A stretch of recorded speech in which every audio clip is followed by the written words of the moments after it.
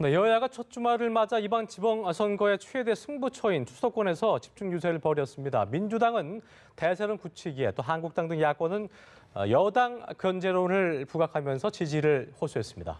대한변협이 드루킹 댓글 조작 사건의 진상을 밝히기 위한 특검 후보 4명을 선정해 야당에 통보했습니다. 네. 관련 내용을 짚어보겠습니다. 이강윤 정치평론가, 이상희 세명대 교수 모셨습니다. 어서 오십시오. 안녕하십니까? 안녕하세요. 네, 이제 선거가 며칠 남지 않았는데요. 여러 가지 그 분석들이 나오고 있는 가운데 일단 기울어진 운동장이다, 좀 원사이드 게임이라는 말도 나오고 있는데 네. 현재까지의 판세를 좀 보면 민주당은 현재 광역단체장 최소 9곳에서 최대 15곳, 그리고 한국당 등 야당 최대 6곳에서 9곳의 승리를 예상하고 있다고 전해지고 있는데요. 실제 판세는 어떻게 좀 보고 계세요? 세종자치특별시를 포함해서 모두 17곳에서 광역단체장을 뽑지 않습니까? 그렇습니다. 예. 지금 각자는 아전인수식으로 해석할 수도 있고, 예. 결전을 앞둔 때니까 가급적 자기에게 좋게 말하겠지만, 우선 기본적으로는 촛불 영향이 아직도 지속되고 있는 선거라고 보고요. 그다음에 단연 빅뉴스이겠습니다만 한반도 주변 정세를 둘러싼 급격한 평화, 그리고 중요한 회담들이 계속되고 있고 또 선거 직전으로 잡혀 있지 않습니까? 예. 이 두 가지가 선거 전체를 관통하는, 그리고 판세를 좌지하는 가장 큰 이슈가 아닐까 싶고요.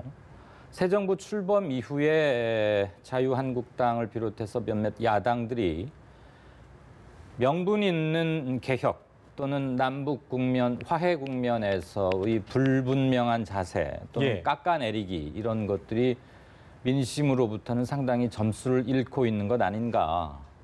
이 이슈들을 과연 야당은 오로지 야당이라는 이유만으로 깎아내리거나 마치 대한민국 사람이 아닌 듯이 언행하는 거에 대해서는 상당히 화가 나 계시다고 봅니다. 예. 그리고 촛불은 국민들의 정서를 제때 정확히 반영시켜야 한다는 모든 민주적인 학습을 거대하게 시켰던 한편의 대교육장이었다고도 생각하거든요. 예. 그래서 촛불 이전의 시민들과 이후의 시민들은 많이 달라져 있다. 정치적 의식이 고양돼 있고 자각된 그 정도도 굉장히 높아졌다고 보기 때문에 정치인들만 과거의 문법으로 아직도 행동하고 있는 게 아닌가. 그래서 이번 선거는 승패를 예측하기보다는 어떤 정치적 해석을 낳아야 하는지, 그리고 정서를 어떻게 읽어내야 하는지라고 봅니다. 당별 의석수를 말하는데 민주당은 적어도 한 11~12곳쯤에서는 이길 수 있지 않을까, 그런 생각은 합니다. 재보궐선거에서 여당이 11~12곳을 이길 것 같다. 광역단체장 선거에서요. 광역단체장 선거에서. 지금 전문가들의 선거 판세 분석이라든가 이런 걸 보면은 여당의 압승이 점쳐지고 있는 건 사실입니다. 우리가 흔히 이제 선거를 이야기할 때 두 가지 점에 가장 주안시를 두고 이야기를 합니다. 첫 번째는 뭐냐? 이슈를 어떻게 잡을 것이냐. 즉 이것을 이제 아젠다 세팅이라고 이야기하는데, 이슈를 어떻게 잡을 것이냐. 그다음에 두 번째는 지지자를 어떻게 결속시킬 것이냐. 이 두 가지가 가장 쟁점이라고 봅니다. 그래서 좀 분석적으로 보자 그러면은 이슈를 잡는, 즉 아젠다에 있어서는 야당보다는 여당이 훨씬 우위에 있는 게 사실이죠. 왜냐하면 남북 문제가 단순히 국내 문제 국한되지 않고 전 세계적인 문제로 화두가 되고 있기 때문에 완전한 블랙홀이 되기 때문에 여기서 이슈 시점에서는 이겼다라는 것이고, 그다음 두 번째는 전통적 지지 결속이 어떻게 될 것이냐의 부분인데, 여당, 즉 민주당의 입장으로서는 지지도의 결속 자체가 경고성이 그대로 이어진다 보지만은 문제는 이제 보수 진영입니다. 바른당과 한국당의 보수 진영의 소위 헤게모니, 이니시티브의 대결, 이 부분인데, 일종의 이번 선거를 통해서 가장 중요하게 대두가 될 부분이 실질적으로 보수 진영의 레짐 체인지가 가능하냐, 이 부분이겠죠. 이 부분을 두고 쉽게 이야기하자 그러면 야권이 분열을 나타내고 있기 때문에 분석적으로 보더라도 여당이 훨씬 유리하지 않겠느냐라는 것이 가능성이 가능한 겁니다. 단지 그렇다 그러면 보수 야당이 어떻게 해서 이 선거를 이끌어 나가야 될 것이냐에 대한 문제인데, 궁극적으로는 전통적인 지지 기반을 사수하는 그런 전략으로 갈 수밖에 없는 것입니다. 쉽게 말씀드리자면 부산, 울산, 경남, 그리고 TK 대구, 이런 지역이고 서울에서는 최소한 3등은 하지 말자. 2등은 해야 우리가 살 수 있지 않겠느냐. 이런 전략이 되는데 현재 이제 수치상으로 나타나는 것은 그나마 경남도 상당히 좀 많은 힘에 기운 듯한 그런 모습을 보이고 있는 것이고 예. TK 지역도 자칫하면 바른미래당에 상당히 유의미한 득표를 내줄 수 있는 그런 상황이 될 수도 있다. 그렇게 되면은 전통적인 TK를 기반을 하고 있는 한국당이 많이 흔들리지 않겠느냐라는 것인데 홍준표 대표 체제가 계속 이어지려고 그러면 6곳 정도는 돼야 되지 않겠습니까? 그런 것을 본다 그러면은 뭐 다소 차이는 있겠습니다만은 적어도 TK 지역 그리고 뭐 경남은 박빙으로 가더라도 예. 뭐 어느 정도의 한국당 유리점이 조금 점쳐지지 않겠느냐라는 그런 생각이 들고 그래서 6곳 정도는 충분히 가능하지 않겠느냐 이렇게 보는 시각이 있습니다. 알겠습니다. 네, 지금 두 분 시각이 좀 많이 갈리시는 것 같은데 구체적으로 서울시장 선거를 좀 살펴보면요. 예. 사실 말씀하신 대로 2등 싸움이 오히려 치열한 분위기긴 하고요. 박원순 후보가 갑자기 앞서 나가고 있는데 어제 용산 지역에서 노후 건물 붕괴 사고가 났거든요. 네. 이게 큰 영향을 미치진 못할까요? 좀 어떻게 전망하십니까? 다행히 휴일이어서 인명 피해가 그나마 크지 않았긴 그렇습니다. 다행이긴 합니다만 저는 정치적으로 이게 큰 영향을 미치리라고는 보이지 않습니다. 다만 보니까 그 건물이 1966년에 지어졌더군요. 예. 그러니까 54년쯤 년 넘었죠. 예. 된 거죠. 비단 거기뿐이겠습니까? 급속한 개발과 발전을 해 오면서 우리가 놓친 부분들이 앞으로도 계속 터져 나오리라고 보는데 네네. 누가 시장이 되든 정치적 문제 이전에 이건 행정적으로 반드시 무슨 후속 조치는 있어야 할 그렇죠. 것을 알려주고요. 다만 이것을 선거에 이용하고 싶은 욕심이야 들겠지만 이게 정치적으로 그러면 상당한 분석 끝에 어떤 면에서 어떻게 책임을 져야 한다는 게 명확히 나와야 하는데 선거 날짜가 그렇게 많지는 않고 박 시장이 또 몇 가지 우선 급하게 뭐 대응책과 후속책을 내놓긴 했습니다. 네. 그렇지만 이게 뭐 특정 당의 잘못으로 그 건축물이 붕괴되었다라고 바로 이퀄 시키기에는 조금 무리가 있고요. 예. 공동의 숙제를 안았다고. 그리고 이것을 그렇게 이용해서 크게 득을 볼 것 같지도 않습니다. 예, 알겠습니다. 예. 이 부분은 좀 뭐 장기적으로 상당히 문제가 될 것으로 저는 봅니다. 당장 이제 선거에서는 지적하신 대로 큰 영향은 없죠. 왜? 이슈가 다른 이슈가 있습니다. 다시 그 이슈를 덮을 만한 이 프레임으로 될 가능성이 있느냐? 그건 없는 거죠. 예. 왜냐 그러면 사상자가 없다는 것입니다. 네. 뭐 크게 많이 다친 사람 또는 죽은 사람이라든가. 사상자가 많았다면 그것도 아마 상당히 이제 거예요? 폭발력이 있었겠죠. 사회적 이슈가 될 수밖에 없기 때문에 다행히 이제 사상자가 적었기 때문에 이것이 사회적 이슈로 거론되지 않는다. 예. 즉 이것이 궁극적으로 선거판의 프레임을 변화시키는 그런 변수는 되지 않는다. 뭐 이런 것입니다. 예. 뭐 지금 한국당 쪽에서는 이 부분이 재건축이라든가 노후주택이라든가 재개발 이런 것들을 자꾸 연기시켜 연기시킴에 따라서 안전진단을 소홀히 했다. 그래서 서울시 문제다. 이렇게 이야기하는 것이고 재밌는 것은 안철수 후보 쪽의 반응이죠. 어떤 반응이냐 그러면은 결국 노후된 건축물에 해바라기 벽화를 그린 데에서 도시 개발이 나아지겠느냐, 도시가 네. 나아지겠냐 이런 부분인데 이것은 궁극적으로 박원순 후보가 지금 가지고 있는 도시재생 주택 사업, 도시재생 사업 이것이 대한 정당성 문제 이런 예. 부분입니다. 이것이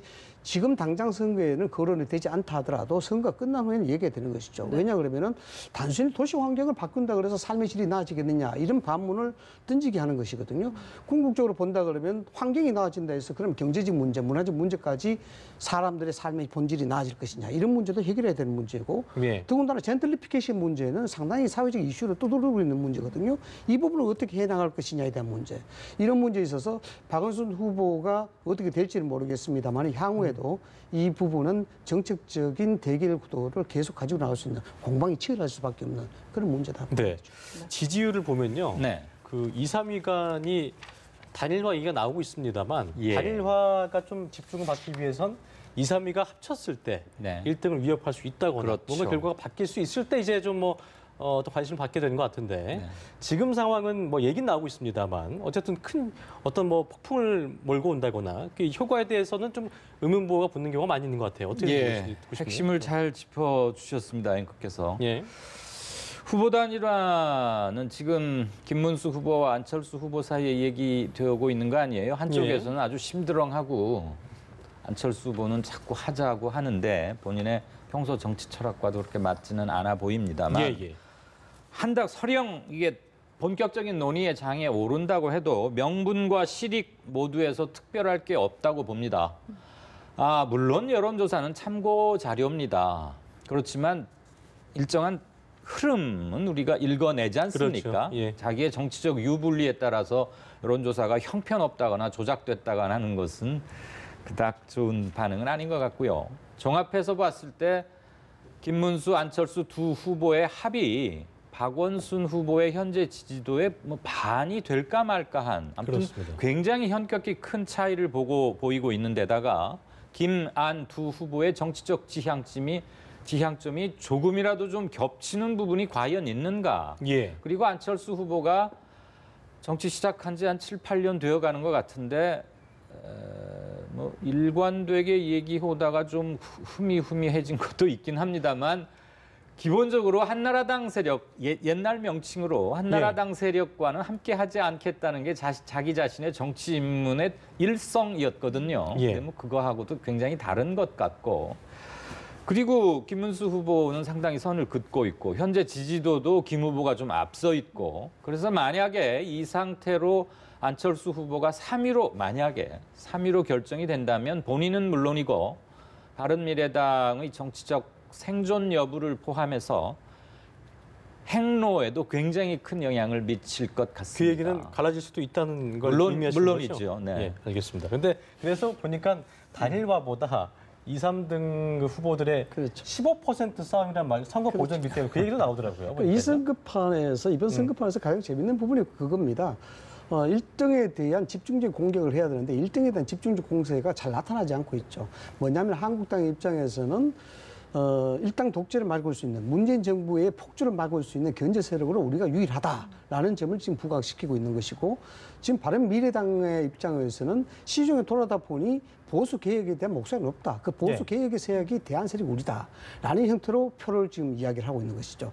그것이 뭐냐 그러면 바로 2등, 3등. 2등을 우리가 해야 되겠다는 것입니다. 이 부분이 왜 중요하냐 그러면 향후 정기 개편의 주도권을 가질 수 있기 때문에 굉장히 중요하다고 봐야 되겠죠. 특히 이제 서울시장 선거 같은 경우에는 사실상 안철수 후보나 김문수 후보가 호랑이 등에 올라탄 것과 같습니다. 이제 내릴 수가 없는 것이죠. 내리게 되면 이제 호랑이에 잡아먹히는 그런 꼴이 되는데 왜냐면은 3등이 될 경우에 김문수 지사도 정치하기가 힘들어집니다. 예. 안철수 후보 같은 경우에도 3등 하게 되면 대권 그러니까 후보가 상등한 사람은 치명상을 입는 치명상을 겁니까? 입을 수밖에 예. 없죠. 그러니까 무조건 2등을 해야 되겠다는 네. 개인적인 부분이 유불리가 굉장히 작용하게 되는 것이고 그다음에 서울 목장과 TK 목장이 이번 선거에 보수 진영의 승패를 가를 것이다라고 예. 이야기하는 부분이 바로 그겁니다.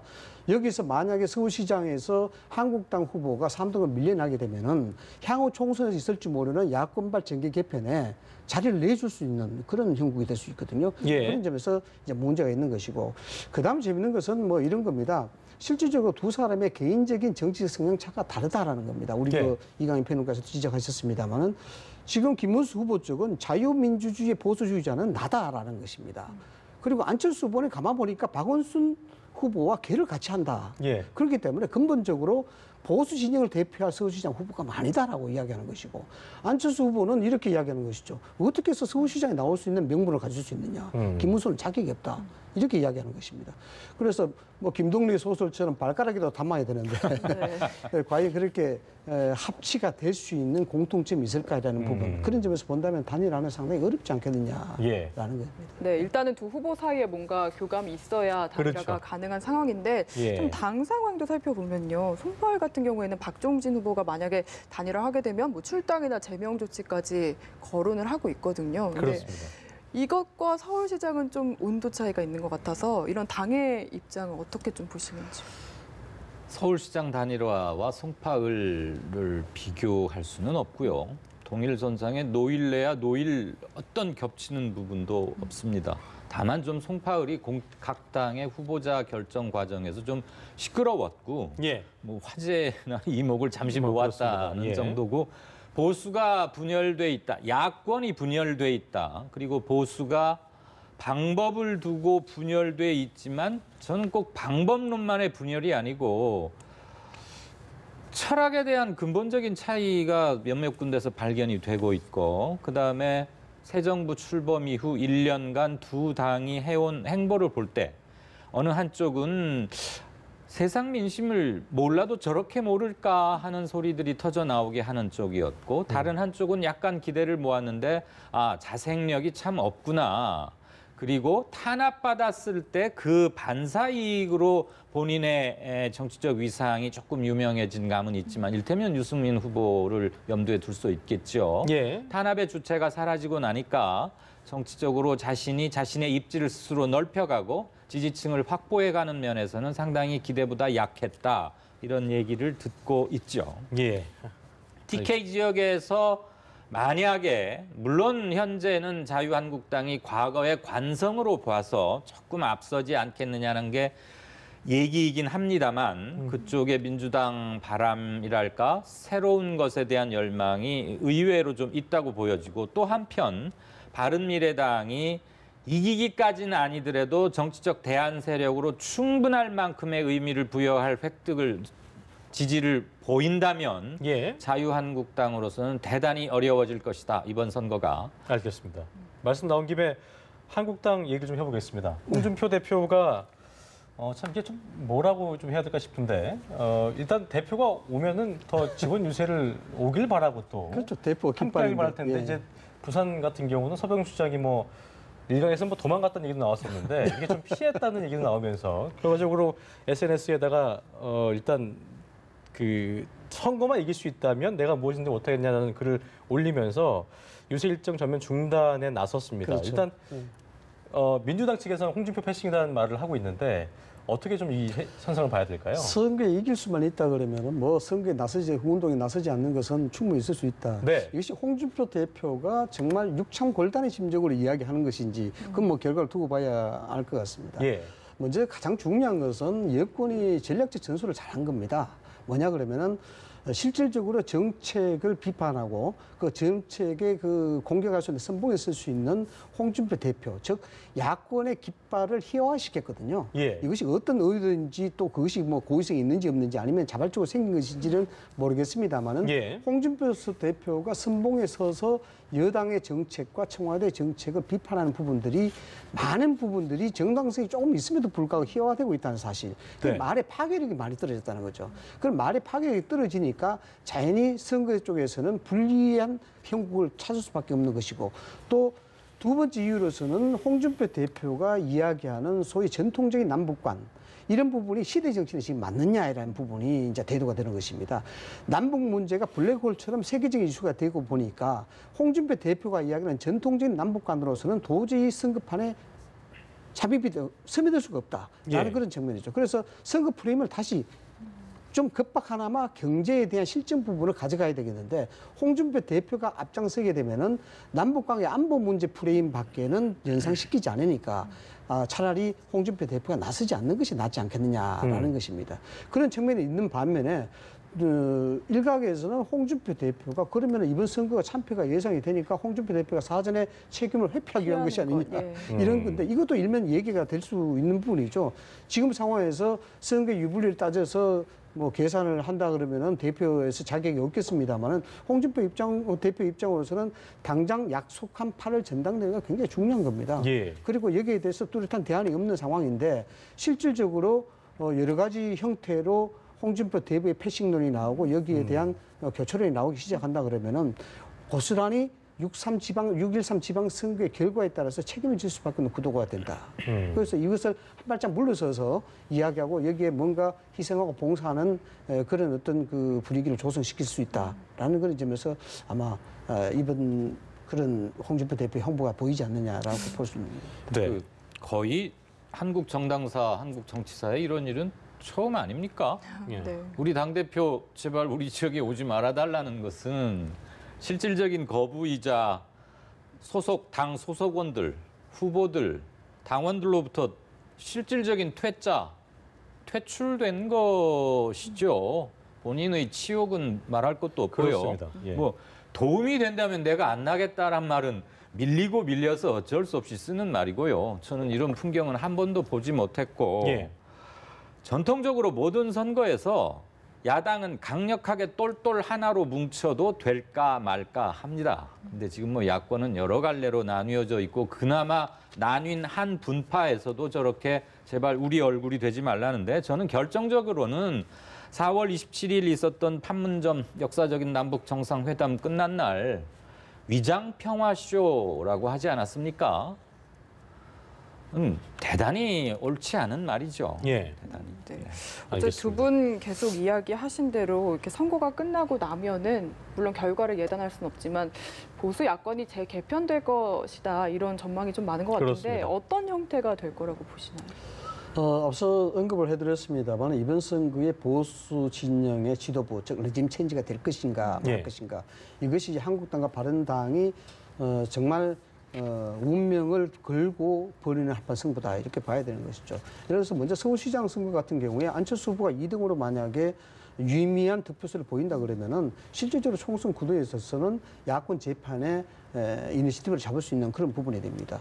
더군다나 여기 TK 지역에서도 바른당의 후보들이 당선은 아니더라도 상당히 당선에 가까운 유효 득표를 한다 그러면은 그 또한 전통적 보수 지지 기반의 적을 두고 있는 한국당으로서는 위기를 몰고 올 수 있는 그런 사안이 될 수 있는 것이죠. 그래서 예. 2, 3등이 그래서 굉장히 중요하다라는 네. 것이고 더군다나 이제 안철수 후보도 그렇고 김문수 후보도 그렇고 야권 진영의 대권 주자들도 이 부분에 명운을 걸고 있을 수밖에 없기 때문에 상당히 정계 개편에 있어서 중요한 변수가 됩니다. 흔히 이야기하는 대로 이 부분은 우리가 이제 선거구제를 이야기할 때 디베리지 법칙을 이야기 많이 하는데 디베리지 법칙에 의해서 본다 그러면 소선거제 하에서는 양당제가 귀결이 될 수밖에 없습니다. 그렇죠. 왜냐 그러면 사표 방지를 위해서 양당제를 갈 수밖에 예. 없는데 지금 이제 뭐 바른당의 중대선거구제를 요구하는 이유가 바로 그거 아니겠습니까? 그 소선거구제에 한해서는 3당이 발을 붙일 입지가 적기 때문에 그런 네. 것입니다. 그래서 이 부분들은 단일화에 대한 가능성을 자꾸 낮게 보는 이유가 예. 여기서 단일화가 누가 먼저 주장을 하고 여기에 숙이고 들어가느냐 이 부분 또한 가장 중요한 문제가 될 수 있기 때문에 단일화가 굉장히 힘들다라고 자꾸 지적하는 요인이기도 합니다. 뭐 일각에서는 그 자유한국 선거 이후에 한국당이 어떤 전패 기로에 놓이게 된다는 뭐 분석도 나오는 상황에서 야당이 어쨌든 그 해처물을 해야 될 텐데 어떤 예. 식으로 될지는 좀 예상해 볼까요? 예. 저는 현실 정치에도 깊이 참여하셨고 국정 운영에도 담당하셨었고 예. 실제 출마도 하셨던 이 교수님의 정계 개편에 대한 전망 및 분석과 조금 생각을 달리합니다. 물론 많은 해안이 담겨 있는 말씀이긴 합니다만 일단 진 쪽에서 정계 개편을 한다는 것 자체가 말이 잘 안 되죠. 선거에서 진 쪽은 환골탈태하는 모습을 보이기 위해서 우리는 변화, 변용을 추구하고 있다는 걸 보이고 싶어 할 것입니다. 그러나 정계 개편을 주도할 힘도 능력도 없다는 것이 공식적으로 확인되는 게 선거입니다. 그렇죠. 둘째, 정계 개편보다는 그러니까 아마 이번 지방선거 끝나고 나면 현재 배지를 차고 있는 의원들 입장에서는 이제 2년 후면 의원 총선이 되는데 사람들 민심의 풍향이 어느 쪽으로 가 있구나를 쏠리고 살아남기 위해서 뭔가 좀 움직여 보려 하겠죠. 국민들은 그거 넌덜머리 난다 이렇게 생각할 겁니다. 점퍼 색깔만 바꿔 입고 그럴듯하게 당명 바꾸고 그렇지만 그 밥에 그 나물인 그 식탁은 이제 더 이상 안 되겠다는 것이고 전면적인 정치 개혁을 요구할 겁니다. 그것은 기본적으로 새 판을 짜야겠고 예. 세력 교체를 해야 되겠다. 사람을 바꿔야겠다. 그동안에 그 사람이니까 또 출마했고 이번에 어느 당이래? 좀 이거 바꾸겠대? 그것으로는 바뀌는 세상, 바뀌어야 할 세상, 나아가야 할 세상을 만드는데 하등 도움이 못 된다는 것을 깨닫는데 너무 오래 걸렸죠. 예. 그렇지만 최근 2, 3년의 격변을 통해서 많이들 학습됐고 엄청나게 바뀌었을 것입니다. 그래서 저는 진 쪽에 의한 정계 개편은 일단 살아남기 위한 몸부림 정도는 하겠지만 어떤 큰 파괴력이나 이런 것을 던지지 못할 것이고 2년 동안 근본적인 새판 짜기에 대한 고민이 진행될 것이다. 그리고 여권 내에서도 그러한 민심의 흐름을 정치적 영역 내로 끌어들이려는 움직임이 합쳐진다면 거대한 규모의 새판, 사람 교체가 이루어지지 않을까. 그러기 위해서도 선거구제도 개혁과 선거관련법, 정치 개혁 논의에 대한 요구가 개헌 요구와 함께 굉장히 크게 제기되리라고 봅니다. 네, 예. 지방선거가 이제 열흘도 채 안 남았는데 지방선거 그 이후까지 저희가 오늘 함께 전망을 해봤습니다. 예. 지금까지 이강윤 정치평론가, 이상희 세명대 교수와 함께했습니다. 두 분 오늘 말씀 고맙습니다. 감사합니다. 감사합니다. 고맙습니다.